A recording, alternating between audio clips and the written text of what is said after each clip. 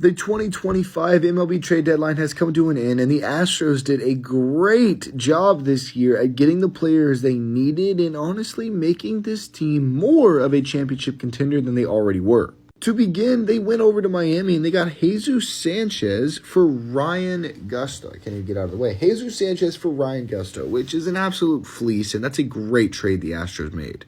Next, the big one. They went to Minnesota and they got Carlos Correa and $33 million for left-hand pitcher Matt Mikulski from our single-A affiliate, which is another great trade by Dana Brown. The fact we got this and made this happen is just wild.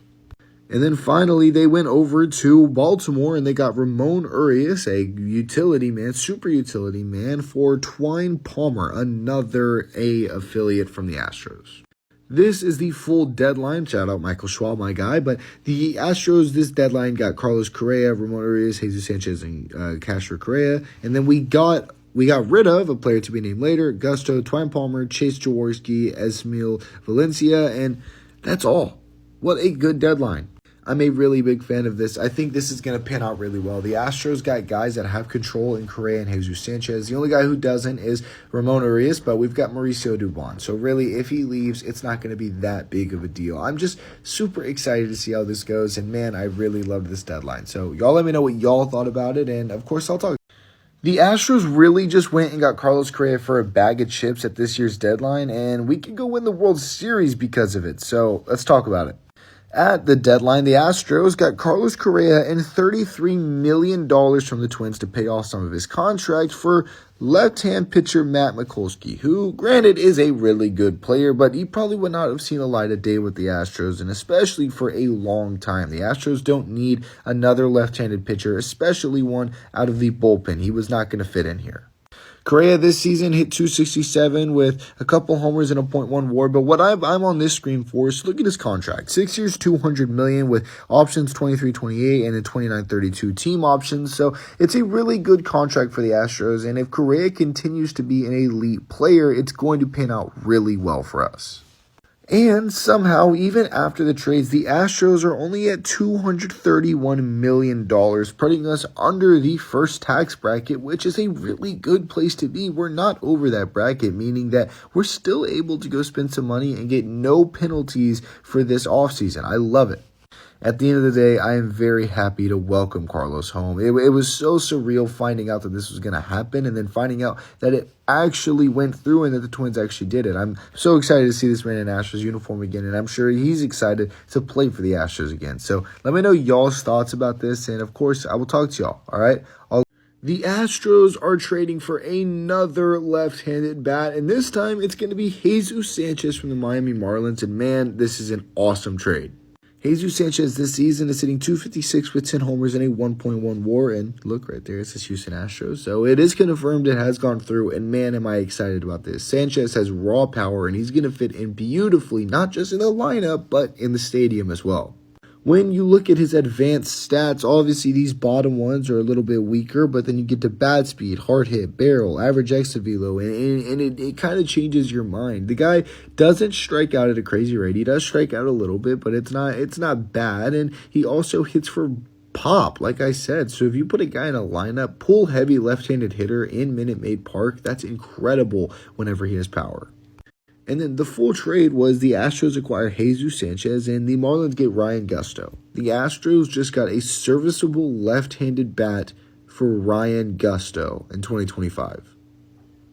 But I'm just excited to see how this trade pans out. I mean, I love Jesus Sanchez. This is one of the guys that I circled for us to go get at this deadline, and it ended up happening. This was a great trade, and I'm extremely excited about this. I would hope that the Astros, ball out with him and that he comes over here and plays great. We're just going to have to see, of course. But what do y'all think about this trade? Let me know, and we'll talk about it. The Houston Astros have finally made the trade we've been talking about, and Carlos Correa is coming home, so let's get into that.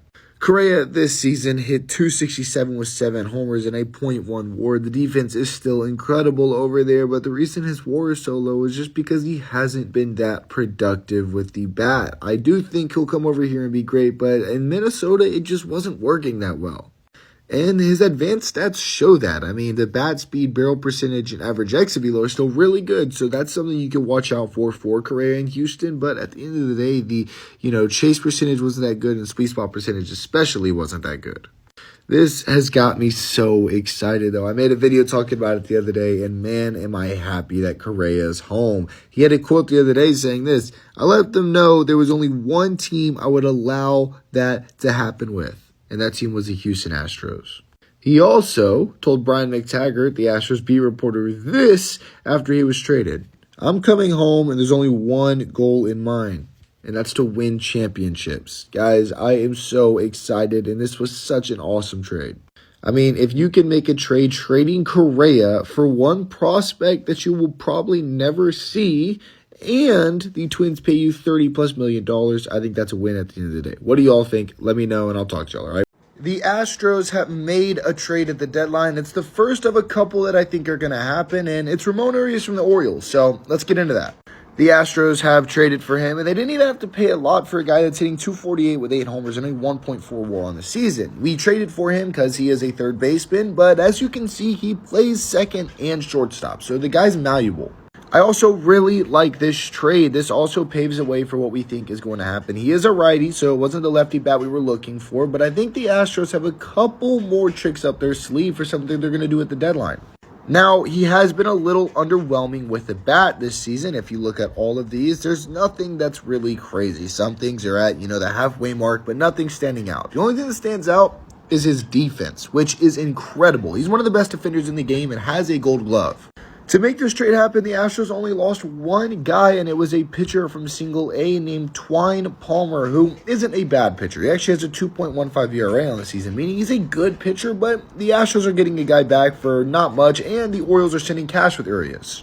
At the end of the day, I really like this trade. I think this is a good one for the Astros, and it could go a long way if Urias gets everyday playing time, but who knows? I don't know what's going to happen. Y'all don't know, so we're going to have to see.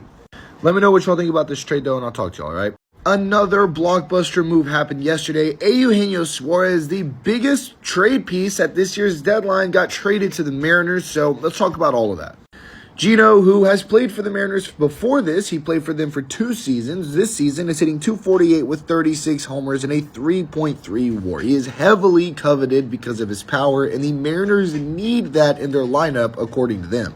When you look at this baseball savant, it's not as pretty. Obviously, the hard hit, barrel, and slug, average exit velo look good, but then you drop down a little bit, and this is why I'm kind of worried about this trade for the Mariners. Hitters, we all know, go to Seattle to fall off, and if the K percentage is still high, that could be bad. I love Eugenio Suárez, and I really am rooting for him over in Seattle. I think it'd be great to see him succeed over there. But at the end of the day, if that K percentage stays at a 15 amongst all players in baseball, that could be very, very bad for this Mariners lineup, especially if he's not producing with power. Now let's look at the return. The Mariners are getting solely Eugenio Suárez, and the D-backs are receiving Tyler Locklear, the Mariners' number 9 prospect, the top 100 prospect, Hunter Cranton, a number 16 prospect, and Juan Burgos, a number 17 prospect. I like this haul a lot for the Diamondbacks. I think they're getting a really good first baseman to replace Josh Naylor with, and I think they're also getting 2 pitchers that they could also help in the future. But I want to hear from y'all. What do y'all think about this trade? Let me know down below, and I'll talk, all right? Mason Miller, the A's closer, is being traded to the Padres for a crazy haul. So let's get into that. This comes as a shocker to a lot of fans. Mason Miller this season has a 3.76 ERA and a .7 WAR, which that could be deceiving because he's one of the best pitchers in the sport when it comes to closing out ball games. And that's not an over-exaggeration. Look at that. His fastball velo is elite, average exit velo, elite chase percentage, whiff percentage, K percentage, expected ERA, expected batting average. All of those things are elite for Mason Miller, and this guy continues to produce at a crazy level, and the A's got a haul for him from the Padres. And when I say a haul, I mean a haul. Not only did they get 3 pitchers, but they also got Leo DeVries, who is one of the best prospects in the game, the number 3 in all of baseball, and it's a great return for a young A's team that is trying to compete in the future. DeVries is only 18 years old, and he is only in high A ball, but he can move through the system fast if he continues to develop, and the A's got a really good player in this one. Now, for the Padres, they're getting Mason Miller and JP Sears. I really like this trade return for them. They're getting a great closer to pair with Robert Suárez and another starting pitcher to add to the rotation. Honestly, a crazy move that a lot of people didn't see coming at 9 a.m. in the morning, but at the end of the day, it is great, and I really do like this move for the Padres, and I don't think they're done yet either. Duran could be soon, and that could be crazy as well. What do y'all think, though? Let me know. All right, there has been a lot of rumors swirling around for the Astros, and the biggest one is this man right here, Carlos Correa, and if he will be coming back to Houston. The rumors started swirling around yesterday whenever people were talking about just everything in general, and it was reported that the Astros were trying to trade for Carlos Correa, and honestly, it came as a shock to the industry because Carlos Correa just isn't the same guy he once was. The power doesn't seem to be there. He's only got 7 homers, only hitting .267, but the Astros believe if he comes back to Houston, he could go back to being the same guy he once was. When you look at his baseball savant page, honestly, all of these just aren't very good. The XBA is good, average XVelo is good, hard hit and bat speed are all very good things, but the power just isn't there anymore for where it used to be, and that could raise questions for the Astros on if they trade for him or not.